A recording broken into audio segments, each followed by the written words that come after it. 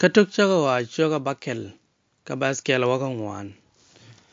Tawa mechik na the talk kamerep kara wi mon ka chara dien nyer. Shugat kwa nen enu tenye nath kaman. Ka jugara linyman ka ke ka peglo ni ken. Ajan chu konyala chu lari chiteda military hiran ala midorar kuran ring. Katame be pegru ni te kade arun to kwar with the jandaro a judge. Ko gwa de shigat kwa ben kanye nath ka chu ka diet gad ka chu kan hanete shoot kag deret ka jan gwa the mo chu mane pege we wanyam chu ne ti dit te bom te dit kag dien joy wi mon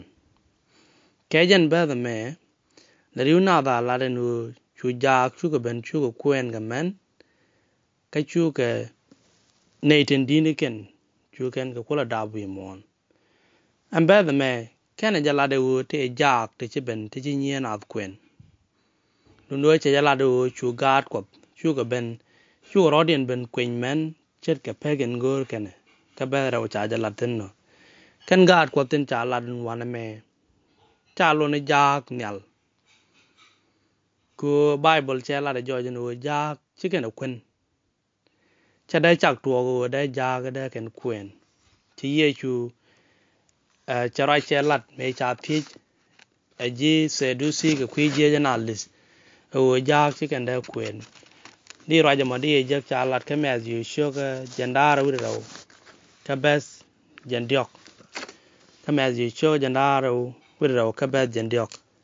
mun ku je ka bes jandar wi dio wana me ka ke jen chang mo chu ji se du si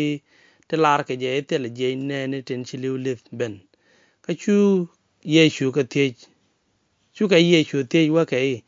ni chi mu de lari mi chira liu ka te le jagat be da man chiek joga mo yi kun duel ka da be da man di gad teme te ga ram kel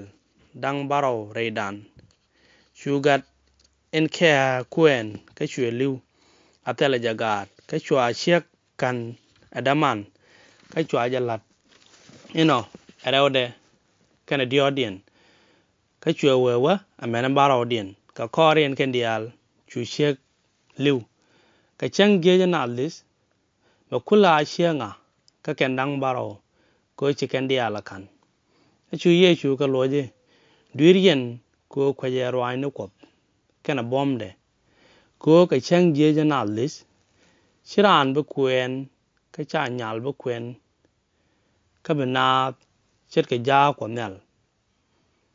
to jara jin cha lat wana me ye chu cha la jo jo ka chang je na lis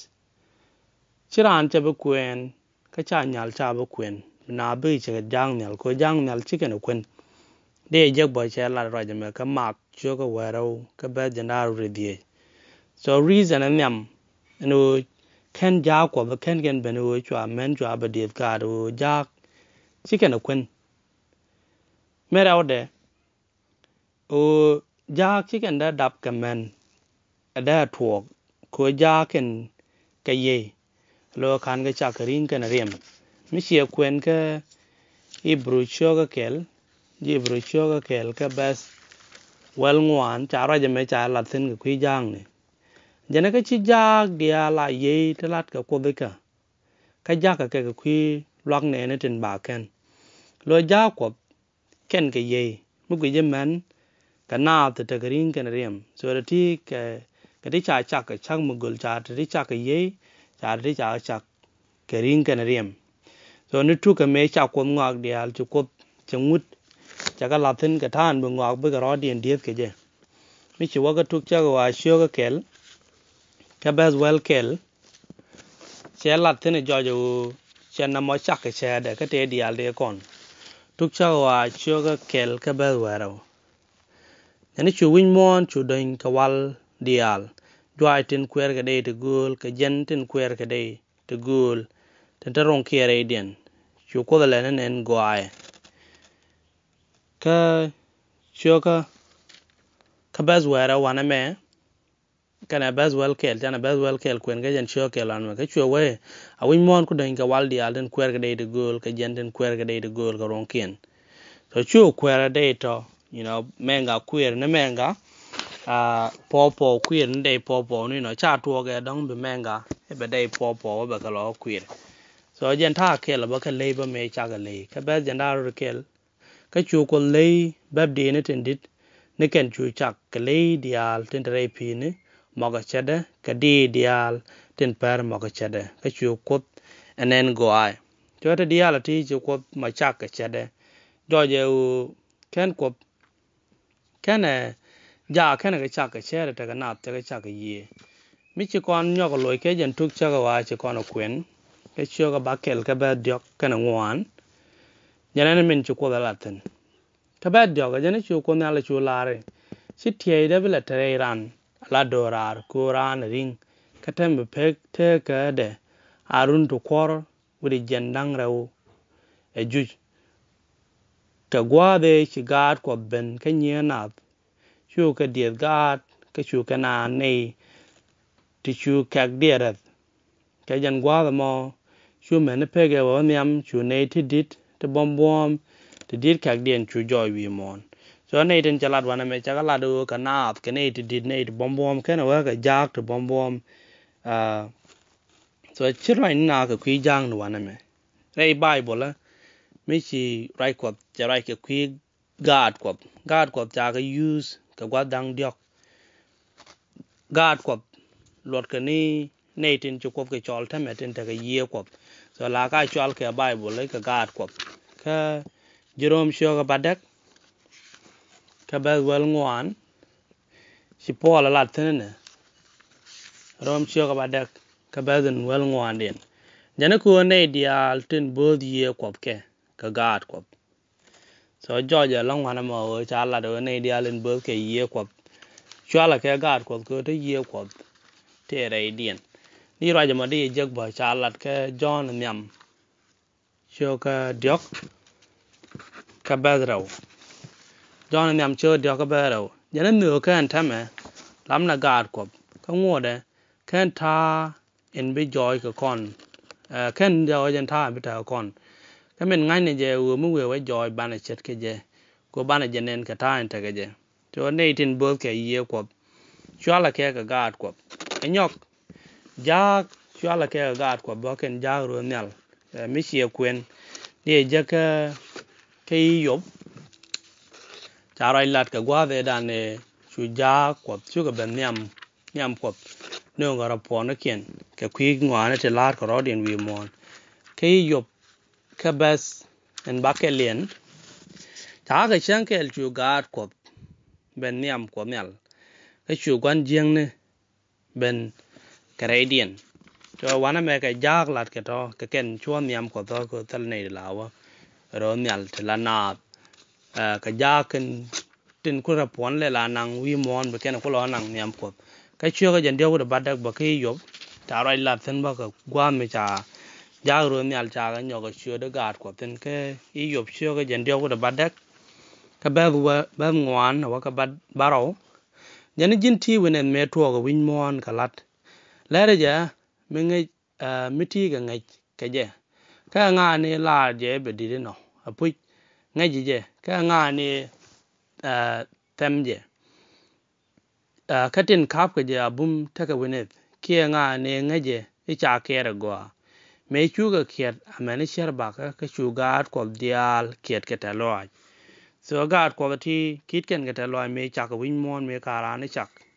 jo je wana me u lat ke ni ja ko nyal nung do ti me nu ja ko nyal cha la nu chicken da kuɛɛn ka cha ga da kuɛɛn ko cha ga ye cha lat bo joj bo enyok diodien gad ko tin lat ke tangwan ne tin cha wi mon ki ne dial wi mon cha la ke gad ko chu ko ke chap so ji wen mon dial tin te wi mon ka gad ko ke chaken chu ko ke chak je ke dit jan badak wi da ro dit jan badak wi da ro ka bas bakel cha da kon prove da kon ejectin no ne dial wi mon gad ko ke chak ne ke chua we kayen kwar kayen God kwap indeed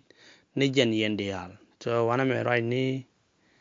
ASAP did ASAP la de ga qui ne de la God kwap ki ne din cha wi mon Malachi sure karau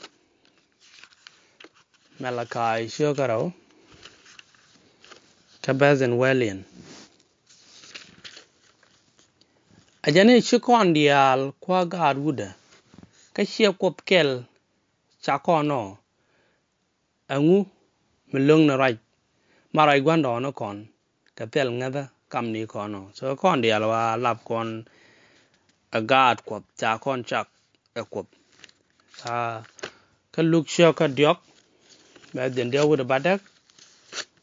look sure diok ka ba den dia wuda badak